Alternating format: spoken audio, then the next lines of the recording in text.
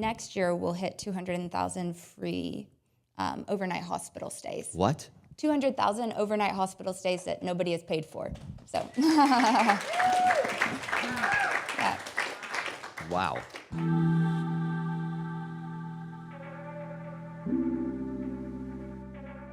So tell us your backstory, because it is so incredibly inspiring. And it's so great to see you again. Wonderful to see you, and thank you for the introduction. I live in Kenya. I started a children's hospital there way back 8.5 years ago when I was 24. And we take care of children who have been either orphaned or abandoned or severely neglected in institutions with either terminal illnesses or disabilities. We give them completely free hospital care out in a little place called Migori, about 20 minutes from Tanzania. And yeah, I've been doing that 8 years now. So you kind of buried the story, right? So how is it that someone who is not African decides to move to a completely different continent and do what you're doing? Yeah, I think as a lot of things are, it was an accident for me. Hold it up a little closer. Yeah, absolutely.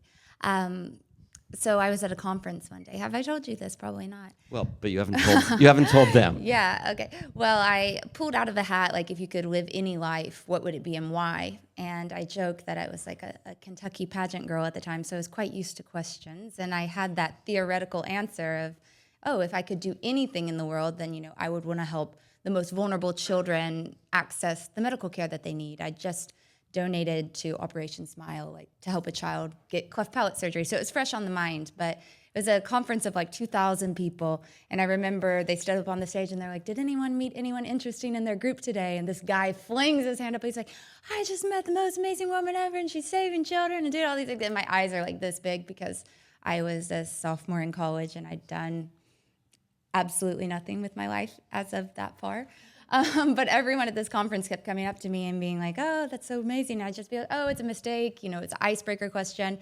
And then there was this one person, I don't even remember their face or name, but I gave them the spiel, oh, that's not me. And he's like, okay, but if that's the life you want to be living, then why aren't you living it? And I was like, boom. And you're how old at this point? I was 20. I just turned 20. And so... By the way, how many of you know 20-year-olds who think like that? Right? Because, raise your hand if it's like when you were 20, you were not focused on saving the world. No.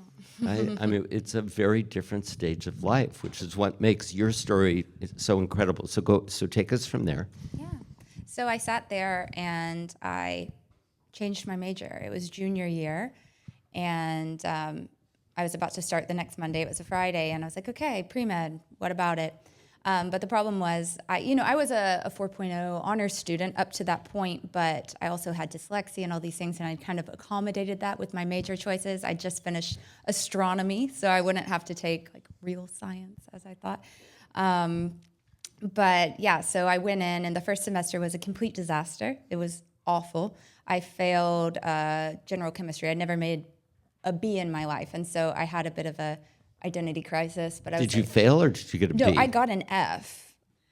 Yeah, I wanted to go big, and so I was like, okay, this is great. Like, I don't even think I'm going to get into a medical program at this point, but I was like, okay, I'm just still going to go. So after that semester, when I'd failed the class, I signed up to go. I was like, medical opportunities in Africa, and so I went over to just a little rural hospital in the village where my hospital is now. It was a very not legit volunteering program. I showed up and they're like, is this you? And I was like, yeah, I just got in the car. They drove me like 14 hours. It's a tent with a giraffe tied to it. And I was like, what am I doing? Hold on. Literally a giraffe. No, I'm serious. Yeah. And I didn't have a cell phone because I'd resisted the smartphone thing. I had like a little pink Razor phone or something at the time. It didn't work there. So it's just like off the grid in some little tent, but it worked out. Well, hold on. So back, because I love giraffes. How many of you have ever seen giraffes in the wild in Africa? It's truly one of the most majestic, extraordinary things. So how big was the giraffe? I wouldn't know the meterage, but it was quite tall. Okay, as they tend to be. Okay, keep going. Yeah, and from there they took me to this hospital. And it's a bit of a wild story, but everything was as it should be. The first day I was there, I got food poisoning. I was sick basically the entire 6 weeks. But just in the time that I was there, I saw a lot of devastation, a lot of children who couldn't access care. And the question that came to my mind is like, okay, this is like Walmart. You have to pay up front before they'll let you in. And that's okay, for kids who have parents who can afford that. But what about kids who don't have anyone at all? That was the question that came. And as I was sick, the person at the guest house who was cooking the food at the time, she and I just got in a lot of conversations. She was studying management. And yeah, she's now the director of my hospital. So it's really cool. She's the person who the last 13 years built it with me. So yeah, it was all perfect. So how old were you when you first went to Kenya? Yeah, I had just turned 20. And we bought the hospital when I was 24, and we opened it when I was 25. And what about your medical education part? Yeah, because so you left us with you failing. Oh yeah, that was not good. That was not good, right? But I just kept going. And the whole time, I never thought that I was actually going to get my medical degree until I actually passed the boards. I was quite convinced that it wasn't going to happen. And where did you study? I studied at University of Kentucky. Now, to be fair, I got an F and then I got an A. And then I failed. And then I got, it was the organic chemistry was fine. Everyone else failed that. I got an A in that first try because that was visual spatial, but it was the numbers for me.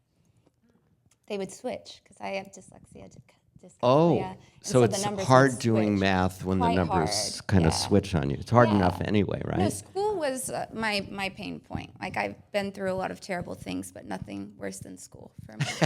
Nothing. That should be part of your brand, because I think people can relate to that. So you ultimately get a degree in what? So I was first physician associate is what they call it now. It was physician assistant, physician associate, because I wanted to get there as fast as possible. They have an equivalent profession over there called clinical officers. So it's basically doctors who don't do surgery unassisted. We're clinically based instead of, med-surg. But yeah, there was an equivalent profession, so I took them my degree, and then they gave me dual licensing in Kenya, and that's how I started practicing medicine over there. Then decided I had too much free time because the sun goes down at 6 and there's nothing to do. And so that's when I went on to get my doctorate in global health, doctor of medical science degree. And that's how we got there. So you actually do medicine? You treat kids? Yeah, I actually, so my charity has always been my passion work, but I have my license in 26 states. I just this morning was seeing patients here. Yeah. Really? Yeah. I do telemedicine every day, Monday through Thursday from 2 to 7. So that's my income. So you can't do unassisted surgery, but you can do everything else. Yeah. I do allergy immunotherapy is what I do for the U.S. side right now. And then in Kenya, it's pediatric critical care and hospital care. Wow. So how many children do you take care of in the hospital? Yes, the numbers of the children vary because some of them are there longer term. Some have been there since the day we opened, just depending on the condition. We're registered as a nursing home so that we can also, take care of kids long term. But next year we'll hit 200,000 free overnight hospital stays. What? 200,000 overnight hospital stays that nobody has paid for. So. Yeah. Wow. And no one's paid for that? No, everything's completely free to the patients because the problem that we found is the reason the kids weren't getting care is because no one was taking ownership of them. So it's horrific stories, but I would go into orphanages unannounced a little bit of undercover work, and we'd find kids in these, I wouldn't like to say government funded, but probably award-winning orphanages for children with disabilities. And you'd go there, the lights would be off, there'd be no caregiver, and kids would be tied up to chairs so they don't fall off, but soiling all over themselves, starving, just basically in a back room, waiting for them to die. It's horrific. And the police, the reason they kind of were overlooking it is there's no alternative. No one's willing to take care of these children. And so what we did is go into these police departments. We're like, hey, instead of putting these kids in orphanages and just, no birth certificate, never makes the statistics, bring them to us, let us stabilize them, and then we'll do the work of either finding families, keeping them long-term, or trying to re-identify relatives. Because what I found is a lot of people want their children, but because of the circumstances and the level of poverty. For example, I had this little boy named Fidel. He was precious and also very, very, very sick and very demanding condition. And there's this guy, he had 15 kids and a few wives, but he tried to Is pay that him. common there? Yeah, definitely. On the male side, not the other way around. Right. How many wives would a man have? It just depends on the man, but you can have men with like 50, 60 children. They run their own schools for their family. But there's a family planning problem. That's kind of like Elon Musk, but Elon Musk, but but with less money. without the resources. Exactly. But like in this situation, Fidel's dad, he had 15 kids.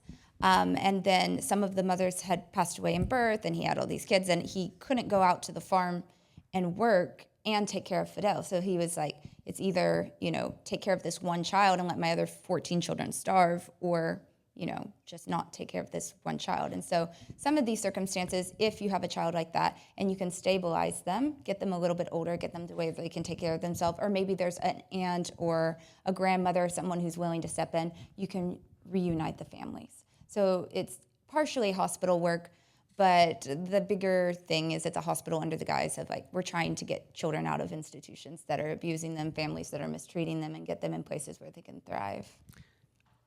Why isn't the government doing any of this? Why is it falling on your shoulders?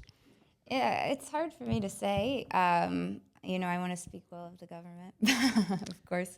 Well, but kind of the fact situation says a lot. Yeah, I think that there's so much need in some of these countries, and I'll be real, I wouldn't blame the government. There's something, I used to call it the orphan crisis, and now I call it the orphan industry, because I think humanitarian aid is one of the biggest, not one of the biggest, I think it is the biggest money-making thing in Africa. For example, like if you meet people who go to Africa, it's usually on a mission trip and then on safari. They don't just go on safari, most people that I know. And so I think by eliminating this problem, you also eliminate a lot of tourism and then just Western money that's pouring into organizations that they don't understand. Being boots on the ground, 6 years in rural Kenya, I saw a lot of institutions that, the market wants children who are suffering. And so they keep the children suffering. We would see people bring in like shipping containers of clothes, and they would be like, oh, God hath done a miracle, and they dance and they have a feast with these people. And then as soon as they go, they take the whole lorry of clothes and sell it at the market. Then the kids go back to rags the next day. So, yeah. Wow.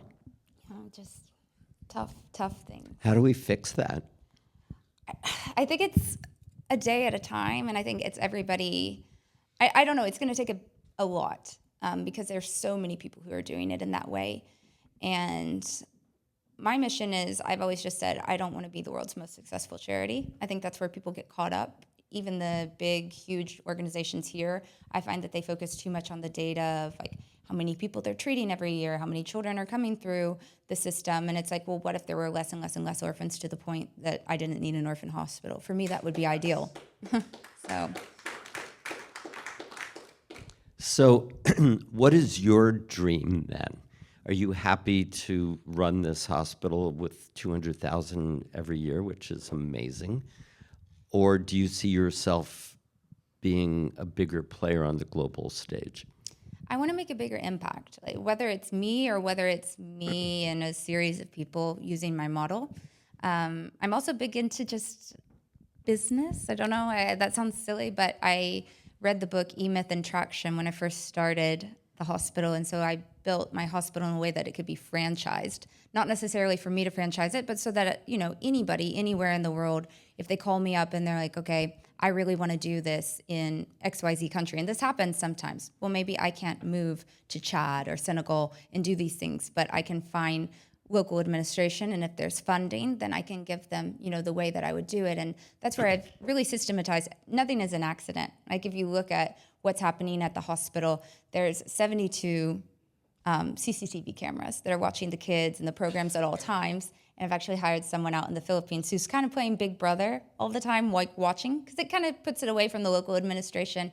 The big bad wolf is in the Philippines, and it doesn't mess with the culture so much. But if the kids aren't in therapy on time, or if they aren't eating on time, or if the diaper is too wet, and you can see that in the CCTV camera, he'll literally get on our groups, staff chats, and be like, hey, what's happening here? And then we also score things. So, and is that novel? this Big Brother in the Philippines? Yeah, I don't know of any other organizations doing it, but what I found by living there and being on top of it is, especially in certain cultures, people don't like criticism, and positive reinforcement is the best thing that I found that works for a lot of people who come from these rural areas. And so some of them have never had smartphones, some of them have never had TVs. And if I'm in tears, like trying to get people to take people to lunch on time, like what's the better solution? And I was like, okay, I'm just going to make a system where they get scored for it. And so every month we have something called our OV Wish Awards. And whoever scored the highest, adhering to keeping the kids clean, the kids held, all these different things that are being monitored. Kids clean and the kids held. Yeah, we have a 1-to-3 caregiver ratio. So the idea is that the kids are being really, truly nurtured. And if, they perform really well on that, the caregivers, who are usually women who have been either widowed or rescued from domestic abuse. So we try to find women who are in vulnerable situations and give them an income so that they can get their children away from those situations and empower them. But at the end of the month, every month, if they've taken really good care of the children, at the scores that we monitor, we give them, I think last month we gave 3 of them TVs. The month before it was smartphones, whatever it is. And that's such a small expense to make sure that your hospital operates really optimally. So tell us about the scoring for being held. What are the metrics on being held? Yeah, you'd have to see it because there's 3 people. There are 2 people on the ground. There's a doctor, there's the hospital administrator, and then there's the Big Brother in the Philippines. And they all have combined scores of, are the children clean, and are the children being interacted with, all these things. There's so many levels. So it's not just a hospital. We have physical therapists. We have a child psych and trauma specialist here in the U.S. who meets with our team every single week. We have a team of teachers in Atlanta who do, an education thing where the children are getting school every single day. Even if they're bedridden, they do one-on-one sessions for at least an hour a day. And yeah, so we have forms for everybody and everything is scored. And it sounds a little funny, but because of what I've seen and living there, it's like, I don't know. I think I've told you before, but I broke my neck when I was 18, and I should have been paralyzed from the neck down. It was my C5, but my spinal cord was spared. And I just think about, what if it were me who were trapped in the bed and not able to take care of myself? Would I want to stare at a blank ceiling all day? Or, what if it were my child? How would I want them being taken care of? And yeah, so I just create systems because it's not my staff's fault, if these children, it's my fault, If I don't tell them what to do, how they can do it, then I can expect them to do it. And so I just try to give them a really good guideline of, hey, based on the research, based on what I know clinically, and based on what I've seen here, this is what makes our children really thrive. And we also do a super good job of monitoring who is good with what child, placing those children with those caregivers so that it comes a bit naturally. Wow. So in your TED Talk, you talked a lot about loneliness. Yeah. And what you're describing is incredible loneliness that is happening, right? Mm-hmm. And even with children that you have experience with. And that's why I wanted to know about the hugging protocol. Yeah. But I'd also like you to tell people here your take on loneliness and give us a little bit of a summary of your TED Talk. Yeah, and the TED Talk came because of the hospital. Our tagline is creating a world where no child feels alone. And when you're taking care of terminally ill patients, you wouldn't think that that's your biggest concern. But just to give you an example, there's a little boy there right now, and he has a chronic terminal illness. He was the worst case of child abuse I'd ever seen. And when I say that, I mean purposefully burned, cut with knives, starved, beaten, everything you can imagine, severe sepsis, malaria, all when he came in. And we were able to treat all those conditions, but it took 2 years for him to smile. And even the being held thing, it's more of a science. Some kids don't want to be held. Can you imagine, if someone had inflicted that much pain on you, would you want anyone touching you? No. So it's really strategic. We have places where children can even be alone and, gradually build up enough trust. We have little wooden boats that are full of, those ball pens. We have those for kids to just sit and play and, trust themselves, and then gradually integrate into, being with other kids, being with other caregivers. But yeah, I mean, you see kids with organ failure, you see kids with cancer, but that that loneliness, that not having someone that you trust, or feeling discarded. And they were discarded. You know, a lot of us feel alone. But when you've been dumped in a sugarcane field by your parents and then taken and tied up in a chair for 5 years in the back of an orphanage, you are alone. You know, that's not wrong. That's not even just retraining your brain. That's creating a new reality for them.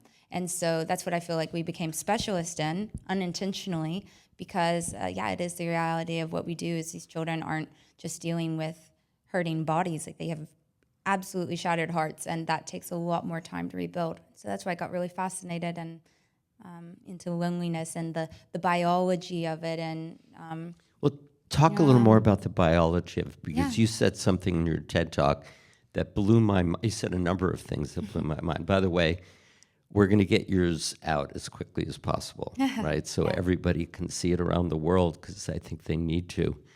You had a perception about the primal nature, the survival nature of the pain that one experiences through loneliness. Talk about that. Yeah. I find that, like, knowing the reason of something is really healing. And so for me, I dealt with loneliness from the time I was a little kid, and I always felt that was a flaw, or, like I was ungrateful or I was too different. And whenever I found out that loneliness was actually a biological instinct, I got a lot of comfort in that. So we got a deep dive in this. Loneliness is a biological instinct. Yes. Yeah. Which it makes so much sense. So keep going. Yeah, because if you were a baby and you wandered into the woods and never had a desire to come back, that wouldn't have been good for evolution. We used to, need to have partners and procreate, and all these things are what led to where we are. And so when we would get too far from the tribe, that would put us at risk of hunger or being, eaten by the saber-toothed tiger around the corner. So we needed to herd together. But what I talk about in the TED Talk is how it's become so pathological now is because we don't have a fireside. We have the entire planet on our phones, and we're wanting validation from that fireside, which is just not possible, And so I looked into that. That is such a powerful point. Yeah. Right? That the internet has become our fireside, but it's not the same. No. And it's also not created to be, because there's an element of, Judgment. These people want to keep us wanting more. If we're satisfied, we get off the app. There's no money in it. I will never buy into any marketing that says it wants you off of the app. Everybody wants you there to stay. And, because everybody's there. But we talk about, in the TED Talk, there's this study where it actually proved it was like a 9-year longitudinal study, a very thorough study of people who were using social media actively and passively. So scroll hole is when you're just like, you're not really there, you're not talking to anybody. You'd think those would be the loneliest people. The loneliest people were actually the people who were actively engaging, talking. And in the TED Talk, I compared it to diet soda, because that's something we also use. Like, in the modern world, there's lots of sugar-free cookies, sugar-free Cokes, and all these things. And everyone's like, oh, I'm so hungry, but I don't want to. I've met my sugar quota, let me go get this. And then an hour later, they wonder why they're like a savage going through getting the Doritos, getting the Oreos. It's because your body tastes that glucose. And your brain is like, oh, wow, I'm going to be receiving glucose, sugar, that's great. And then when it doesn't get it, it mimics hypoglycemia. It thinks that it's lacking something that it was supposed to get. And so your body goes into overdrive, like searching for that sugar, searching for these bad things, carbs, blah, blah. And so that's another thing that is creating, not having health, is these fake forms of sugar that actually make you consume more sugar, and then you consume more diet products because it's a loop. And in the same way, these social media, all these things, they're simulating social experiences, but it's actually making you feel significantly lonelier. And so you keep coming back to it, and it keeps making you lonelier, and then, they get you forever. So you would highly recommend that Donald Trump switch from Diet Coke to Coke? No. I don't talk of him.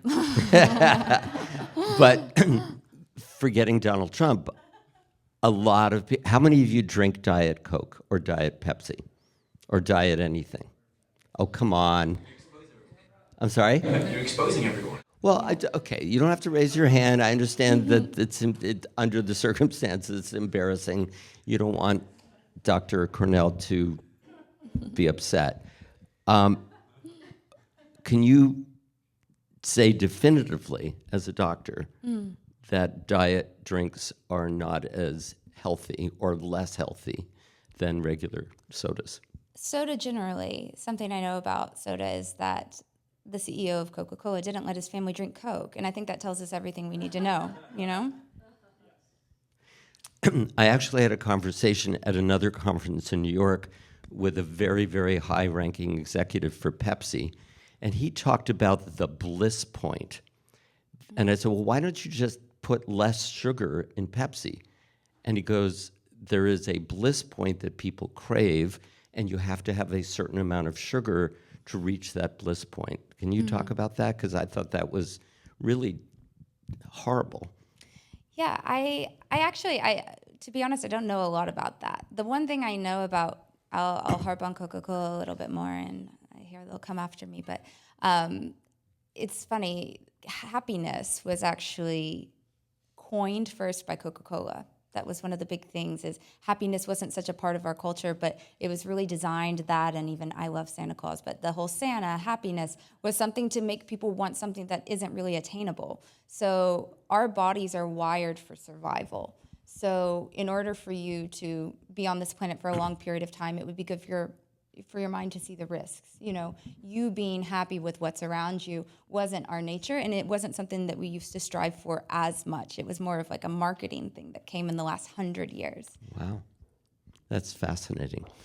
So what is your vision of where you and your hospital model can be in the next 5 years?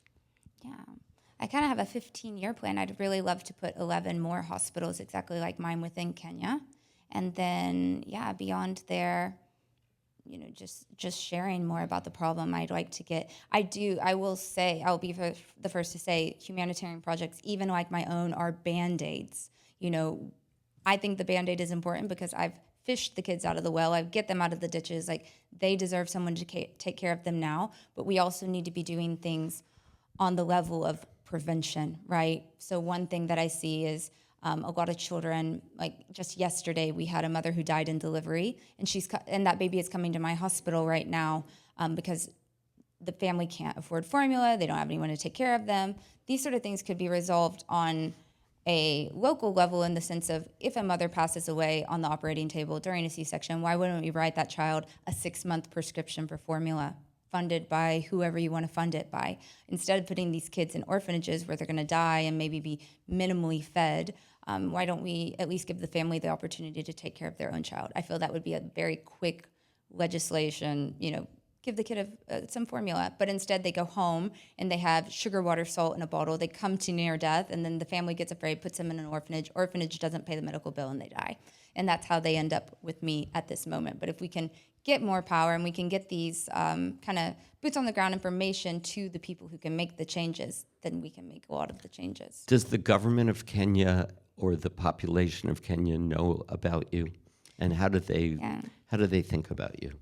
Yeah, so we've had the Prime Minister show up on Christmas Eve, bring the kids presents, do these things. I would say there's not a lot there. I've never had a Kenyan penny, is the way I will put it. So everything I've ever raised has come from either the U.S., Europe, and then we bring it in and we do the humanitarian work that way. Yeah, the funding comes from NGOs here or private donors? Donations right now. Working on more of a sustainability model, because I think ideally you should do a for-profit business that funds a nonprofit business. That's how I would have started it, but I was 20, you know, and I had a very idealistic kind of idea of what a charity is and how they should operate. And in the same way, when I first went over there, I thought I would be helping orphanages. I didn't know I'd be kind of fighting against them or doing an underground railroad to get children out of them. But yeah, I think that's the important thing on anybody who goes into these projects, is not to think they know anything, to really be aware. And if they find that they're doing something that's adding to the problem, to redirect and do it in a different way. And so right now we're funded by donations, which is beautiful. I love giving people the opportunity because I do think it's a privilege. You know, anyone who signs up to be a donor, even like $15 a month, we give them a card, handwritten card from the kids every single month, little handprint on it. They get to know them. So I love that. But to do things on a more scale, it's good to have some model that will perpetuate it without you having to go and depend on people to approve of you, what you're doing constantly. So I do want to open it up for questions, and also I want to ask you how people can help you and support you. But as you were talking, I don't know, did anyone else have a thought that what we're looking at here on the stage is a next generation Mother Teresa? Someone's Nobel Prize. So was Mother Teresa one of your role models? And if not, who has been? I think I have. Because, by the way, I met Mother Teresa. Did you really? Yeah, in Calcutta. Yeah. We have a quote by her on the website. I think anyone who has a goal outside of themselves in their own universe and can see the suffering in the world, because so many people choose to be blind to it. So anyone I've seen who really sees suffering and does something, that inspires me. And of course, she's one of the largest. Right. She's amazing. So how can people help you? Yeah, well, you've helped me a lot, to be honest, because visibility is something that I've struggled with. So, by the way, she was. I sent her a text or whatever. I said, I'm organizing a TED event in Venice, and I would love to know if you'd like to do it. And she says, absolutely, I'll be there. Yeah. I mean, you were such a yes. She's like, do you have another reason to be here? I was like, no. No, I said, can make one if you need me to, but I'm coming. It's like, for so this. you're going to fly all the way from Kenya to Venice. Yeah. It's not a direct flight. You have to go to LAX first. I understand that. But I was so moved by that. Yeah, of course. And I think exposure, so it's stunning to me that the whole frickin' world doesn't already know about you, right? Right? I mean, in the world of the guy that we're not going to mention the name of, and someone who grew up right nearby here, a guy named Stephen Miller, in that world, this is the fucking antidote, right? So how can we help you? Yeah, no, that is a big thing. We're still very invisible. I've kind of been underground over there. Not a lot of people know we exist, and so I think that was the point of coming here and being at the TED and starting to meet new people, is so that we could get more eyes on it. Because for a while, I got a bit intimidated. I went through some PR things. It's not everyone's thing for someone like me to be in Kenya. And so... Is there resentment because you're this blonde, do-gooder white girl? I mean, I think just being a white girl generally, because there are people who are doing it in a really bad way. And I'll own that. And that was really hard for me because I feel there's a spectrum, people who are very, very against it and people who are very, very for it. And I actually lean more with the people who are a little bit against it than I do the people who are for it. So that was coming to terms with the fact that I am who I am. I can't change it. But still, not going against who I am as a human, but also, not going, either direction. And so being okay with having the 80% of bad comments, because that's just reality for everyone. 80%? No, so if you do anything, a lot of it's going to be the people who don't like it, but that's going to bring in, so for example, there was once an account, it probably has 1 million followers that attacked me and really kind of put on tabloid type stuff about me. What was the attack? They were talking about being a white savior, and I don't know, they had a picture of me in a flea market. I'm from Kentucky. There's like a Confederate flag in the background somewhere. It's Kentucky, you know what I mean?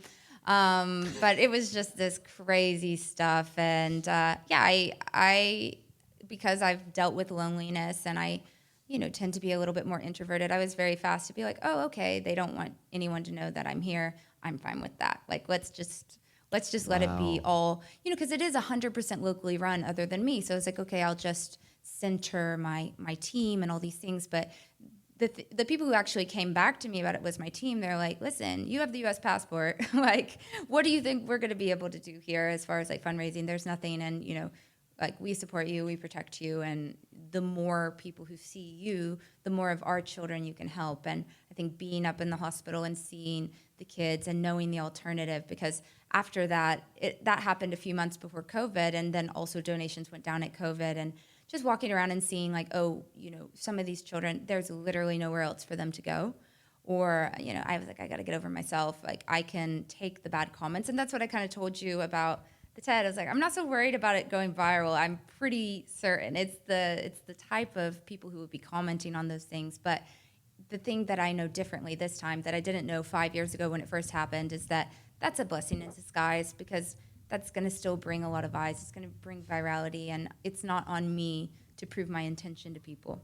As long as I'm clean with myself and I believe in what I do and I'm doing it in a good way. And hey, I'm grateful. Like, I'm genuinely grateful because you learn from these people. Because I do want to do things in the best way possible. I don't want to center myself. I don't want to be a colonial or whatever you want to call it.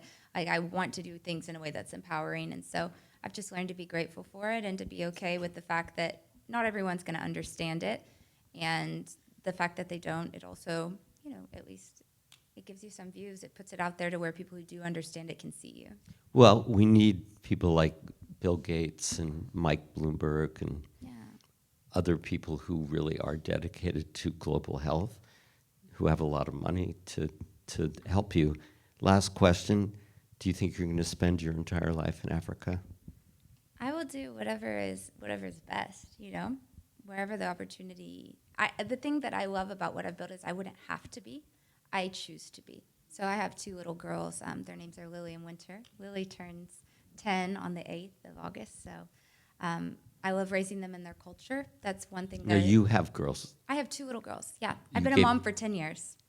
So you gave birth to them or you adopted them? Yeah, I'm their legal guardian. Okay. So I think there's something really powerful about raising them in a culture where they feel like superhumans. You can't find that in the same way here.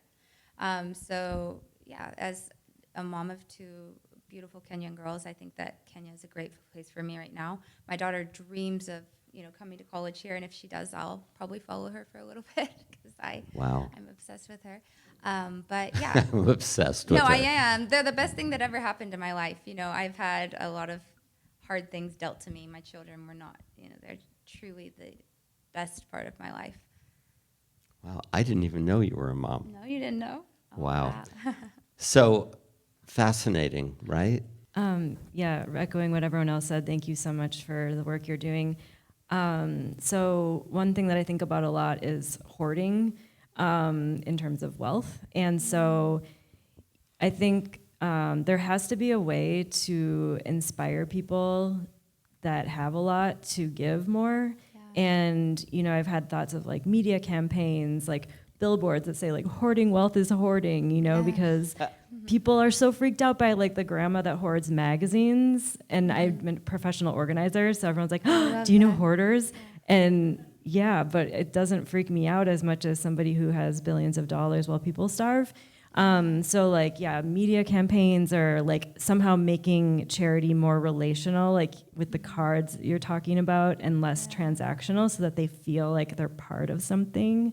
Like, what have you learned with regard to inspiring people to be generous? Yeah, I think it's pretty wild, but I never expected that going out into the charity world was going to attract in so many billionaires. But I meet billionaires all the time, and those are the people who come to me and are trying to, they're unhappy, and they want to see what they're missing. But I do think there's some, at that level of wealth, there's some level of disorder that gets you there. And I do think it's a security blanket and it's a part of their identity, and they're so afraid to let go of it.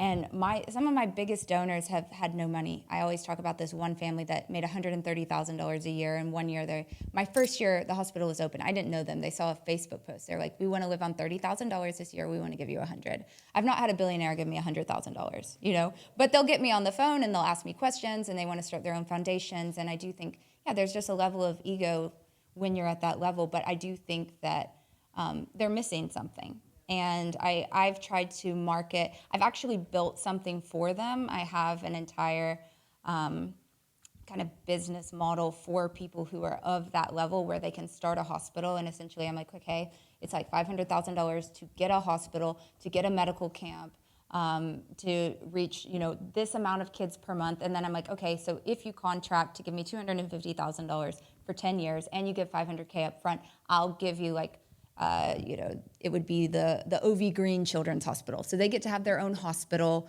they get to have the tax write-off, and then we get to make the impact. So I try to cater to those people too, because like for them, the thing that they really do want to do is be significant. And maybe I can't change their mind, but I can use their money to do something good. And that's what I've tried to tap into. Well, so I know a lot of billionaires too, and you nailed it. You did. And in fact, I have a friend, Tom Hartman, who's a progressive radio host, and he, years ago in a documentary, said the desire for more money than you absolutely need is a mental illness. Mm-hmm. Yeah. Right? I agree. Right? And I think we need to start calling a spade a spade. We need to say, hey, this is hoarding, right? You're going to be happier when you shift, like Tony Robbins talks about the 6 basic human needs. And one of them is significance, but that's a very immature level of need, and that the ultimate need is contribution, not significance. And if you can shift billionaires who desperately are addicted to significance, which is what we are when we're in our teens and our 20s, and they can graduate to contribution. And that's kind of what you're trying to do. Yeah. You're helping them. I feel that way. That's how I've convinced myself too. I think that's what they're missing. They have everything else, I'm like, listen, you've got the house, you've got the vacation house, you've got jet. the 6 girlfriends. Like, let's try dying children. Maybe that'll help you sleep at night. But no, it is what it is. But I think that I do have empathy for them, and that's very funny because people are like, oh, you go over there and you realize we're so lucky. And I haven't always had that experience. The definition of happiness is not wanting something outside of what you have. And where in the world do you know more people who want something outside of what they have? And wow. Talk about a soundbite, right? Wow. And it's interesting you mentioned empathy. When a fairly well-known multi-billionaire, you may know who I'm talking about, literally said that empathy was the downfall of Western civilization. How many of you heard that? I mean, that was one of the most important revelations about who this man is and that philosophy. Interesting. Yeah, I'll take one more question. Yeah. Quick, but not necessarily an easy one. yeah. Somebody hands you an unrestricted check for $100 million. Yeah. Do you know what to do with it? Yeah, 100%. Yeah, because I know exactly what it costs. So it's $3 million for 10 years. So 100 divided by 3, that's 33 hospitals. Like that's my mission. That's what I know I do well. So to put it in. Anyone here have that, by the way? Yeah, exactly. Go ahead, you were going to say. Yeah, no, I just, that's the thing that I'm happy about now, because people would ask me, what do you need, what do you need, what do you need? And they'd want to buy me a refrigerator. Well, the refrigerator doesn't keep me from turning away dying children. And so that's where I had to come up with the model, like down to the penny, what's it going to cost? And yeah, I figured out with this hospital, you get this many hospital stays, this many children reach through medical camps. And so, yeah, I've tried to itemize it to where my only problem, I tell people I have a backwards problem. I find a lot of nonprofits, they get a bunch of funds and then they have to prove it. They have to get the impact. What I have had kind of the joy of getting to do is having the impact first. And now I just have to catch up. I have to get the funds. But, there's been years where I ran it. I'm not proud of this, but we were only getting like $4,000 a month. But I bought the building up front in cash, and so I was able to operate at that. And so as many kids as I could take care of for $4,000 a month, I did it. And, I would always rather be making the impact than making the funds and trying to find an impact. Wow. Let's give her like a standing ovation.